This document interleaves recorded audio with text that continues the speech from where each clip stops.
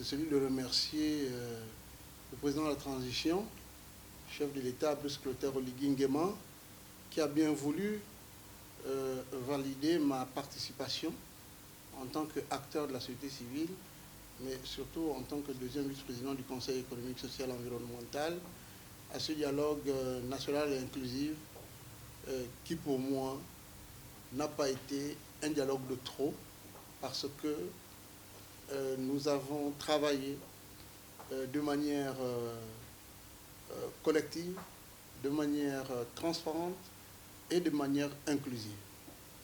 Et je puis vous rassurer que depuis la fin de nos travaux, mais surtout depuis la restitution solennelle par le président du dialogue national, Monseigneur Ibaba, l'archevêque métropolitain de Libreville, tous ceux qui n'avaient pas eu le discernement et ont commencé à crier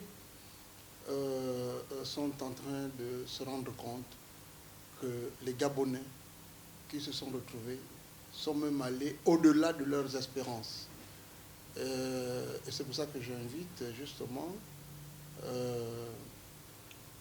tout le monde, notamment le chef de l'État, à rendre public le recueil de ce dialogue, à rendre public donc ce rapport, parce que il y a des choses que chaque Gabonais devrait comprendre.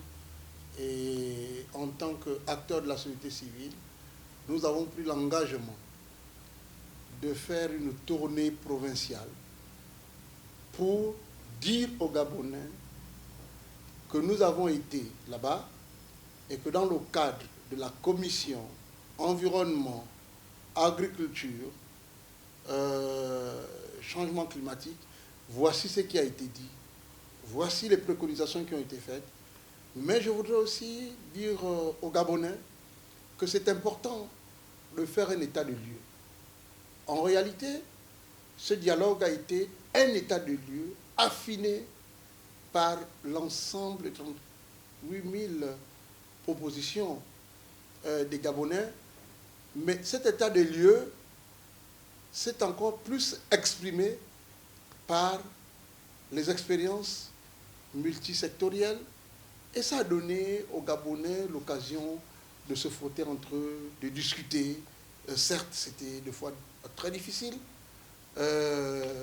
parce que vous aviez des ministres qui n'étaient que des membres,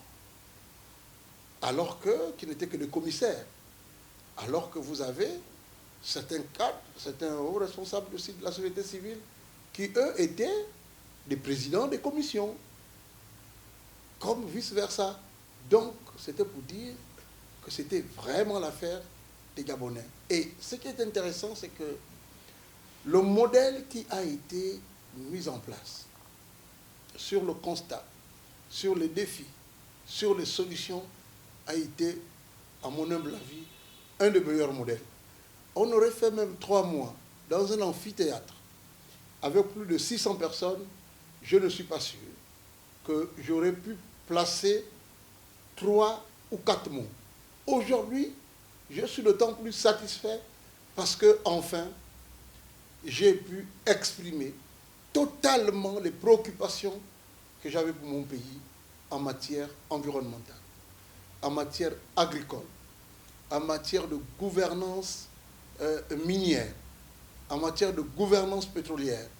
Et pour vous dire qu'une des recommandations fortes qui a été retenue, alors que beaucoup hésitaient dans notre commission, mais quand nous avons présenté les éléments qui étaient à notre possession, et tout le monde est tombé d'accord, c'est le déplacement, par exemple, de la ville de Mounana.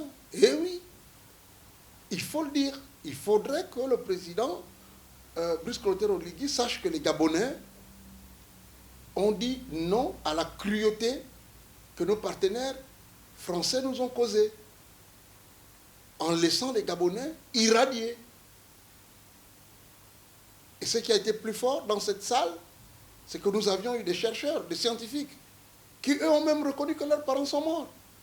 Donc, aujourd'hui, nous saluons vraiment l'initiative du CTRI qui a décidé de convoquer ces assises. Et comme par enchantement, je ne dirais peut-être pas une coïncidence heureuse, c'est que le président est invité en France pour rencontrer son homologue français.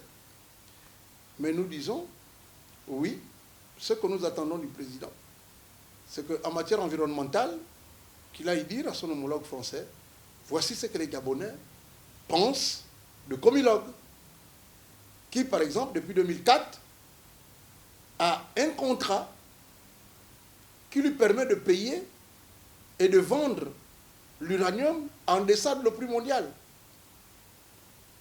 Et que les Gabonais ont demandé de revoir ce prix. Oui, que les Gabonais ont dit qu'on ne peut plus accepter que Comilog ne soit pas arrimé au code minier de 2015. Ça veut dire quoi? Ça veut dire que même si son numéro 1 mondial, mais depuis les années 60 à maintenant, Comilog n'a pas ouvert un compte pour approvisionner, alimenter les fonds de réhabilitation et de restitution. Et donc, ce fonds aurait dû générer depuis des années. Donc, il est temps que Comilog soit arrimé au contrat minier de 2015, au même titre que les autres miniers. Et c'est pour ça que nous attendons maintenant l'audit qui a été demandé au cours de ce dialogue.